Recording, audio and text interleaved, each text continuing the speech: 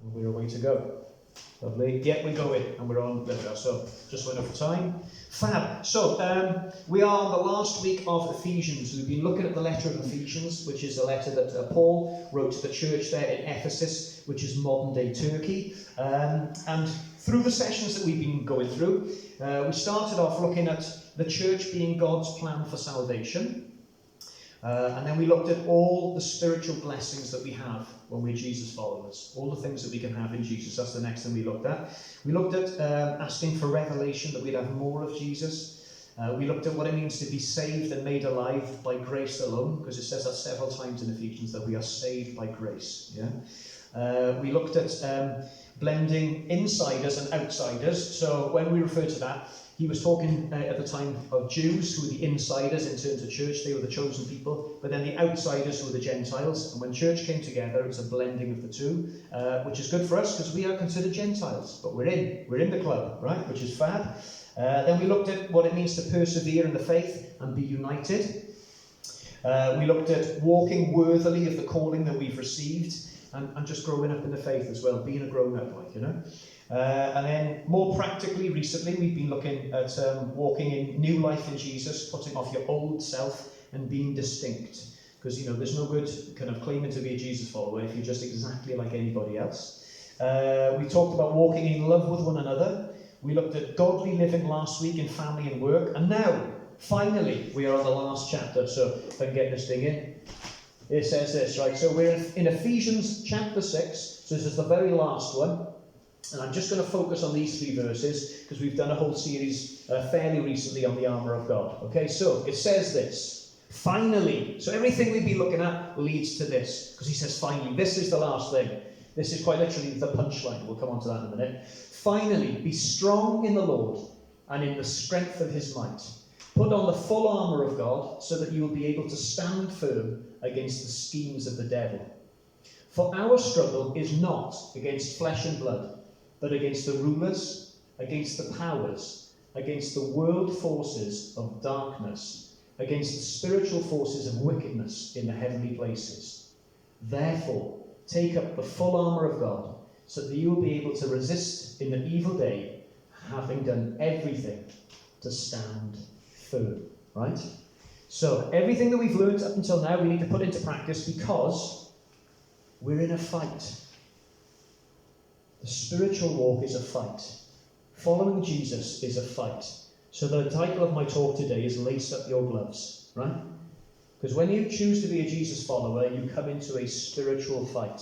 And if you've been sold short with this and haven't been explained it to you fully, I'm sorry, and today will be the day, okay? So we are in a fight. We exist as a church for people who don't know Jesus yet. It's not about being a cozy club together here. It's about us being present for the people out there. So when we walk in the streets today, lit the picking, it's for the people out there. It's being visible, like, do you know what I mean? It's about us being able to share our faith, being able to explain what it is we're all about, okay? Now, even in my daily readings, and here's my daily Bible by Earth, I only started it this year. I was hoping to read it and then hand it on, but I've managed to stain it on the side and then rip the front cover off. Fab. But in my readings yesterday, I mean, Ezekiel in the Old Testament, because it gives you a bit of the Old, like a bit of the Psalms and a bit of the New Testament. One of the things Ezekiel, who's a prophet, God said to him was, in terms of the people and telling them to come back to me, he said, you are a warning to them. You've got to go and warn them. I'm telling you to warn them. And if you don't, the blood will be on your head. You'll be accountable for them. Which I thought was really, really heavy, right? And I'm not saying that is the same for us, but equally, we have to go out there and tell people about Jesus. That is why we exist. Yeah? So if you think about the best bargain you've ever had in your life, you'd be the first one to say, get down to TK Maxx's, fab. There are other stores available. But you'd be the first one to say, if you had something, well, we've had the best news ever. And we carry it, right? Do you know what I mean? And we need to be sharing it. And we need to be... You're so excited. Yeah, absolutely get excited. Do you know, because I love going down the Swans. I love being part of the Red Army the other week, the Red Wall, cheering on Wales. It's fab. But people get excited over football. But why are we getting more and more excited over the fact that our souls are saved, that we have life and purpose? It's brilliant. And then yesterday again, in my New Testament reading, it says here in 1 Peter, it says, and who will harm you if you're passionate for what is good? But even if you should suffer for righteousness, you are blessed. Do not fear what they fear or be disturbed. Here we go. but set apart for the Messiah as Lord in your hearts, and always be ready to give a defense for anyone who asks you for a reason for the hope that is in you.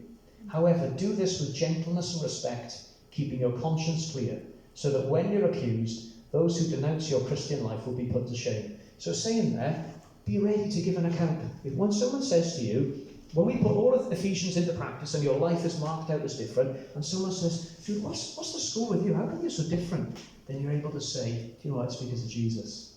And you're able to say it clearly because you've earned the right. Yeah? So I even had that yesterday. So that's in keeping with the talk today, which is nice. Right there. So, as I've said before, we are not a cruise ship here at Grace Church. As much as I would love to go on a cruise and experience all of that, we are not a cruise ship. We are a battleship, a warship. Like I say, we exist for the people who are out there who don't know Jesus yet. And we wage a warfare for those people by praying and seeking after God and standing in the gap for them.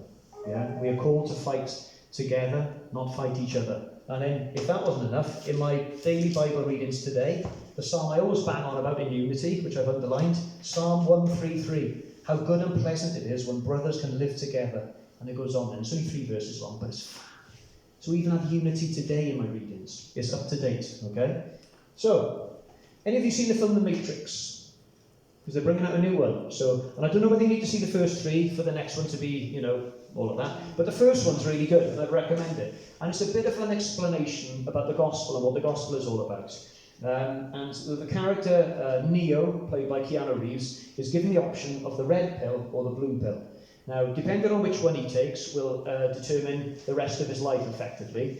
If he takes one pill, his eyes will be open to the reality of what life is all about. Okay? If he takes the other pill, he'll go back and you'd never remember any of it. You forget everything. If you're a Jesus follower today, you have taken one of those pills and your eyes have been opened to the reality of the world that we live in. And this isn't like a strange conspiracy theorist thing here. This is what spiritual warfare is, okay? And we'll look a bit more about that. But that's the reality of it. And for me, I can't understand how people who have tasted and seen how good God is, once they kind of tasted like that red pill, would go back then to their former life. Because it's so good. Do you know what I mean? And it's hope and a purpose. Okay. So, you can't see that. That's a bit of a poor choice of colour on the slide. But spiritual warfare is what we're looking at today. Because as it says in the reading here, you'll be able to stand against the schemes of the devil. Not stand against the schemes of your next door neighbour who does your head in, right? Our struggle is not against flesh and blood, so it's not against fellow people, fellow human beings. Our struggle is against the rulers and the powers and the world forces of darkness, against the spiritual forces of wickedness in the heavenly places. So it's a spiritual battle that we're in, okay? So when someone does your head in, and people will do your head in, I'll probably do your head in, is to pray for me rather than have a go. Do you know what I mean? Yeah, that's what it's all about, because the battle isn't against one another, it's against the spiritual forces. And it happens all the time in church. The enemy will come in to try and separate people and get people to fall out. And that's why God puts special things in there in terms of how we sort things out with one another, that we do it person to person, and we make sure the relationships are good and right. Why? So the enemy doesn't get a foothold. He's not able to come in and destroy any good works. So, spiritual warfare.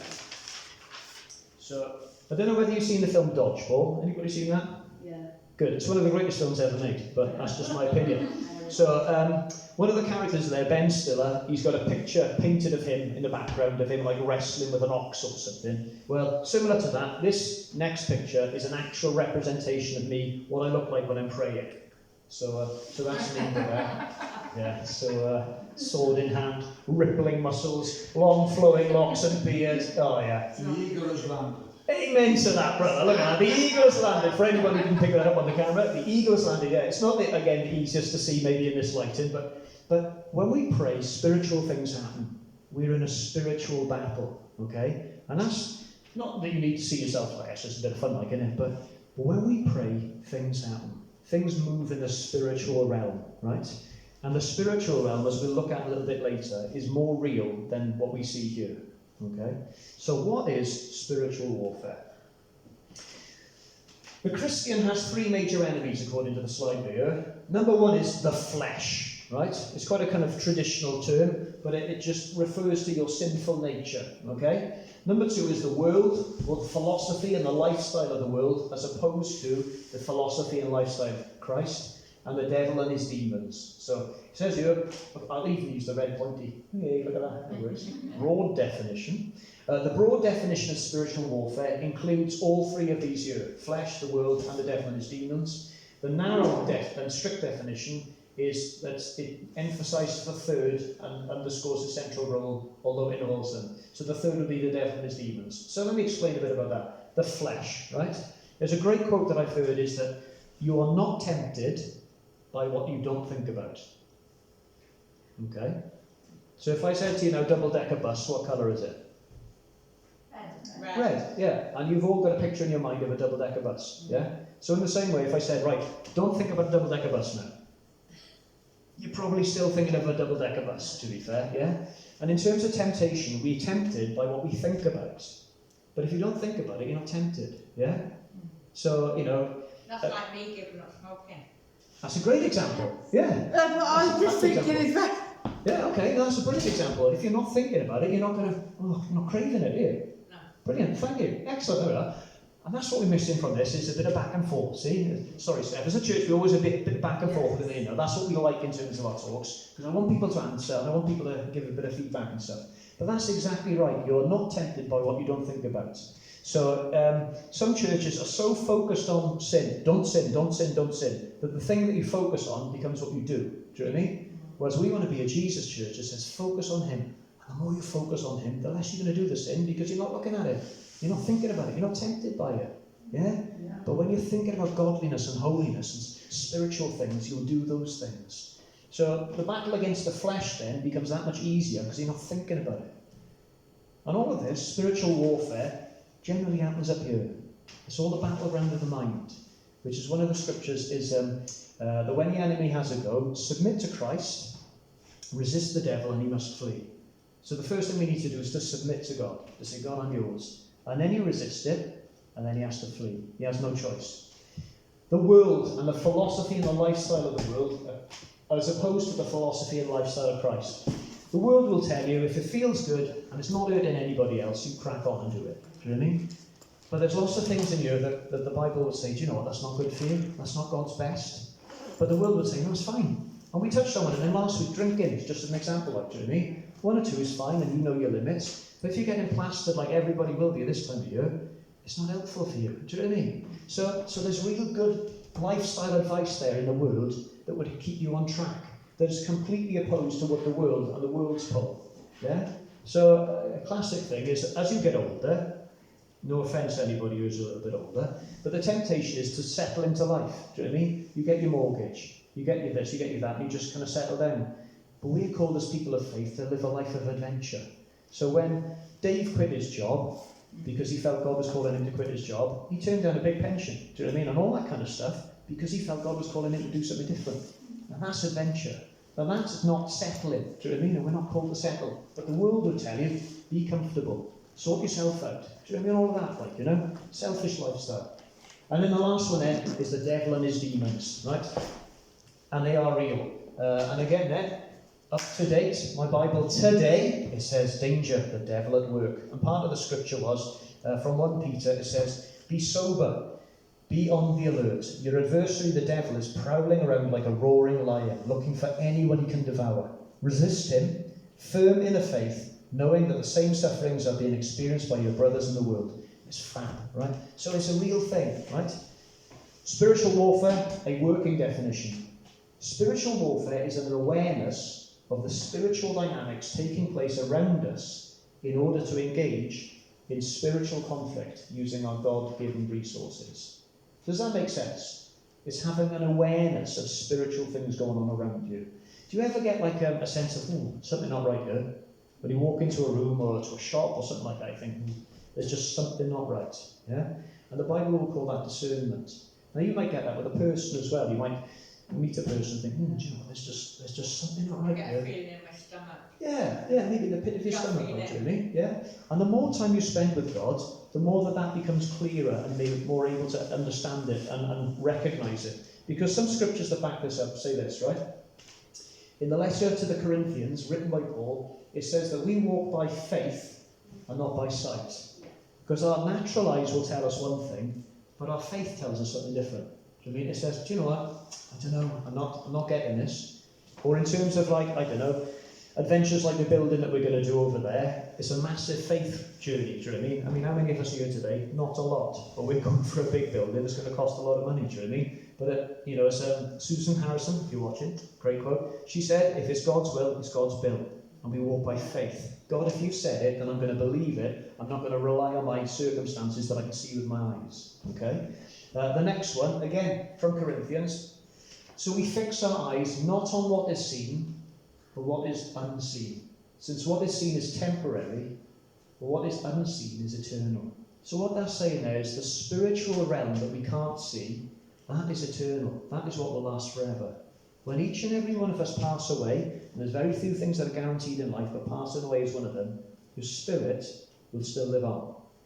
As long as it's come alive for Jesus, you'll be there in the big show, in the big party, singing your heart out. It'll be fab. Can't wait. No, I can't, but I'm looking forward to it. Pumped. But it's saying fix your eyes on what you can't see. Not on what you can't see, because all of these things are temporary. Being recorded by my mobile there. My contract's run out already, you know, but have I upgraded? No. I'm going to wait till it breaks, because it's not going to last forever. Do you know what I mean? These things here, they won't last forever. They'll break. As people, we don't last forever. We break down. But your spirit will go on. The spiritual realm, the unseen, is what we need to fix our eyes on. God, I want to fix my eyes on you and your kingdom. Seek first the kingdom, and everything else you need will be added to you, right? And then the third one I got on faith is the classic from Hebrews. Hebrews 11 verse 1. Now faith is the substance of things hoped for. It's the evidence of things not seen. Faith is that kind of tangible, I'm going for it, I believe it, I'm clinging on. Even though it doesn't look right now, I believe that God has said it, I'm going to go for it no matter what. So we fix our eyes on what is unseen, rather than what is seen. Because the worldview, again, temporarily kind of going back to that thing there, is I believe it when I see it. Yeah? That's part of the worldview. And Thomas, when Jesus rose again, Thomas was like, no, when I put my hands in his side and in his hole, then I'll believe. And he got to do that. Jesus turned up and he said, go on, put your hands in there. And Jesus said to them, he said, blessed are those who believe who haven't seen me, which we all have. Yeah? We haven't seen Jesus, but we see with eyes of faith. Yeah? All right. So, discernment, right? That sense of something's not right here. Corrie ten Boom said this, this great quote. It says, discernment is God's call to intercession. It's never for fault finding. So intercession, what's that? Intercession means to stand in the gap for somebody else, to plead on their behalf. And the Bible says that's what Jesus is doing for us right now in heaven. He is pleading on behalf of us to the Father. So we need to pray and intercede for other people. So when I say that we're a warship and we exist for people out there, it's because we intercede on behalf of Clace. Clace, Swansea, Wales, the rest of the world. You know, that's what we're called to do, is to intercede, to stand in the gap for them. I can't remember which Old Testament prophet it was, I think it's Isaiah. And God says, I was looking for someone to stand in the gap. And Isaiah said, here am I, send me. Do you know what I mean? I want to stand in the gap for these people. So when you see something or you discern something in a person, it's not for you to pick holes in them then and say, oh, you always do that. They always do that. It's to pray for them instead, to pray blessing over them. Similar to like when God gives you a picture or a word for somebody, and you think, oh, I'm not quite sure about that, this sounds a bit negative. But you pray the opposite, you pray the positive. Yeah? Exactly the same here. Discernment is God's call to you to intercede for somebody, never to fault find. And this great quote down the bottom here, again, you type in intercession or discernment quotes, and these great things come up. Charles Haddon Spurgeon, who was like a real famous Christian, he said this, let me be on my guard when the world puts on a loving face, for it will, if possible, betray me as it did my master with a kiss. It's a deep quote, isn't it? Yeah. Let me be on my guard when the world puts on a loving face, for it will, if possible, betray me as it did my master with a kiss. So you think a kiss is a great thing, and generally it is, but Jesus was betrayed with that great thing, with that kiss. And it's a quote that says here, right, that the enemy doesn't come dressed, or the devil doesn't come dressed in a red cape and pointy horns, because that would be really obvious. He comes dressed as everything you think you've ever wanted. Yeah? And sometimes that's not the best thing for you. But sometimes that's the temptation, is to do that. So the devil doesn't come dressed in a pointy cape and ears. It's everything you've ever wished for. So, how do we cultivate more discernment so we're able to tell? Through the cultivation of the fruit of the Spirit within our hearts, we begin to experience deeper gifts, including a gift of discernment that provides personal insight and revelation. So it's the fruit of the Spirit. Whose fruit is it? The Holy Spirit's fruit. But we cultivate it. Any of you gardeners out there? Any of you do any gardening? Yeah? There we are. Cultivation. How long does that take? Ages. Ages. And how much effort is it? A lot. A lot. Yeah. And it feels like it's never ending. Yeah, there we are. Yeah. But you get to see the fruit then as a result. Yeah? And that's what I love about you guys here, is when I see that you're genuinely walking with God, you see the fruit coming out. Do you know what I mean? You see people are changing. You see people are maturing. You see people respond to things in a different way than they would have naturally before. And that's the journey of faith. So it's through the cultivation of the Spirit within your life, it's through spending time with God, through chasing after the things that you can't see, that you get the gift of discernment then, that you're able to see, hang on now, this isn't right. I need to do something about this. Yeah? So spiritual warfare. Practically speaking, what are some of the hints and tips that Jesus gave? Well, Jesus moved in the opposite spirit. One of the things he said was, when someone slaps you on the cheek, offer them the other cheek. It's a bit countercultural, isn't it? Do you know what I mean? Normally, if someone slaps you on the cheek, you bop them on back, don't you? Do you know what I mean? But Jesus is saying, no, opposite spirit. He says, we overcome a lot of these spiritual things here with spiritual forces. And the greatest force in the galaxy is love. The single greatest force. So when you respond to things in love, you can't go far wrong. So when someone slaps you on the face, you turn the other face. And you offer the other cheek.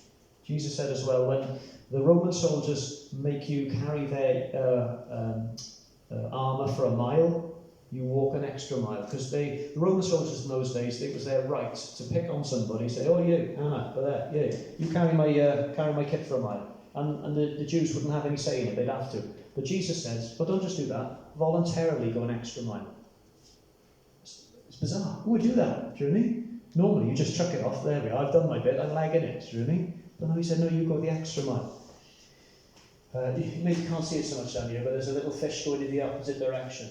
Everybody else may be going that way. The worldview may be saying this is the way you should go. But God says, no, there's a deeper way. There's a spiritual way, and we will go that way. About going against the flow. And this one here, about taking up your cross on a daily basis. So it's choosing sometimes, in terms of spiritual warfare, to deny yourself. Deny your rights. Because if you're taking up your cross, you're saying, I'm a dead man. I'm a dead person, effectively. I have no rights. I'm laying those things down. And as a result of laying those things down, I lay down my right to fight back as well. When someone is having a go, I will respond in love instead. And I will not kind of defend myself and my pride and all of that. No, I will go for it, and I will not be afraid to stand alone. All right. So, the most comforting thing with spiritual warfare is the God of angel armies will always be at your side. He gives you everything you need in terms of the spiritual warfare, the armour of God that we did a few series ago. So you've got the sword of the Spirit, the helmet of salvation, breastplate of righteousness, belt of truth, all of these great things that we take on a daily basis. But it's a choice as well, to take these things out and to act on them and to be alert and not just kind of dwindle through life as if, one day is another day is another day. The more active you are, the more the enemy's going to have a go, right? As a church now, we've got a building and we're going to sink down roots into the area.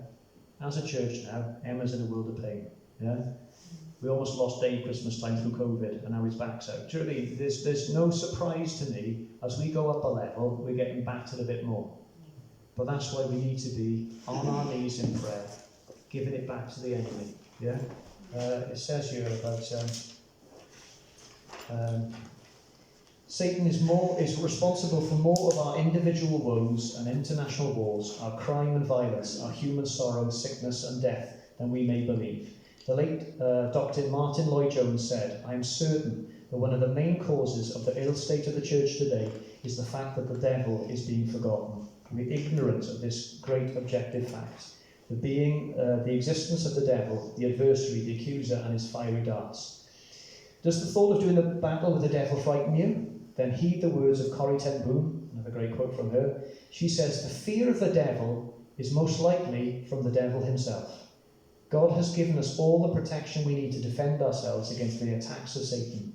And when we know how to avail ourselves of this protection, we will no longer be afraid of the devil. Rather, he will be afraid of us. And one thing I meant to bring today, and I completely forgot, is Chloe's got like a sleep mask, an eye mask thing like that. And on it says, not today, Satan. You know.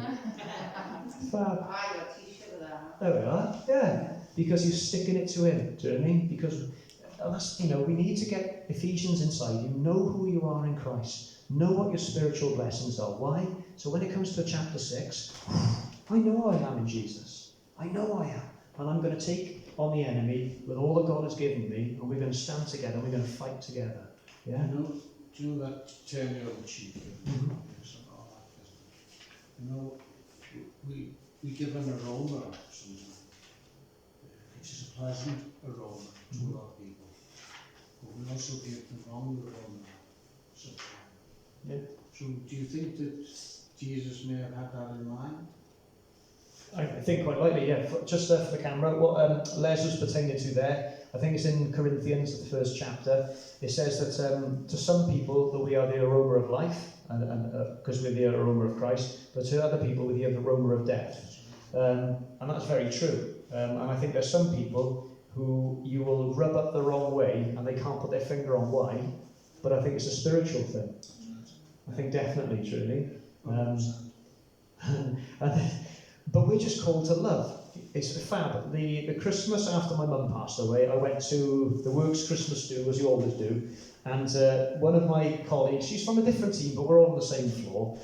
She's a bit half-cut, as they tend to be. She walks up to me, she grabs me by the cheeks, she's like, Byron, you're one of my favourite people, and you're a Christian. Because she's like a proper flat-out atheist, do you know what I mean? So there's something in me that would potentially rub her up the wrong way, because I'm into God and all that kind of stuff, and people's perceptions of what church and all that is. But equally, it's the Jesus in me that she is seeing that is something else, So yeah, I think people can discern it, which is why we need to walk so closely with God, that people can feel it. That's what I long for. I hear stories of real godly people, who people can feel their presence like 2 meters away, because they've been with God. Or even like Moses in the Old Testament, it says that his face would shine when he'd been with God. So he'd have to put a veil down because people are just can't look at him because he'd been with God. I long for those things. Yeah? That we so earned the right for people to ask us the question because we spent the time with God. That we respond in a different way. So yeah, it's spiritual, definitely spiritually discerned. So yeah, God of angel armies is always on your side. He'll always be with you. So you never fight alone, and he'll never send you into somewhere where he is not with you. Some people say, God will never give you more than he can handle. It's like, yes, he will. That's why he's God, because he wants you to rely on him. If he didn't give you more than you can handle, you could do it all yourself and you wouldn't need him. But we rely on God. We trust in him, and we trust in the weapons that he has given us. So, encourage you, get into your word journey. And my New Year's talk will be about, resolutions and all that kind of stuff. But get the Bible inside you. Find out what he says about you. Especially the book we've just been reading now. It's only 6 chapters long, but it's fab. And it all leads up to the fact that we are in a fight. And it's a fight to the death. And there's people out there who are perishing if we don't take it seriously. So let's take it seriously. Let's do battle on our knees. Let's love people and come at them in the opposite spirit. The opposite to the worldview that says, you take what you need, you get what's good for you. No, we sacrifice and we lay down ourselves for the good of them. Because it's for me, it's the best thing ever. So that's why I've got my Fighting Irish t-shirt on today, because we are fighting. So that was my link. So, yes, indeed. Boston Scallywag. So any questions or anything like that before we finish? Does that make sense to everybody? I'm not sure whether you've heard of spiritual warfare and stuff before, but we are in a battle, and it's a real thing, and just because we can't see it doesn't mean it's not happening. It's waging around us. So it's about us being more tuned into what's going on. Okay, fab, right. Turn this off.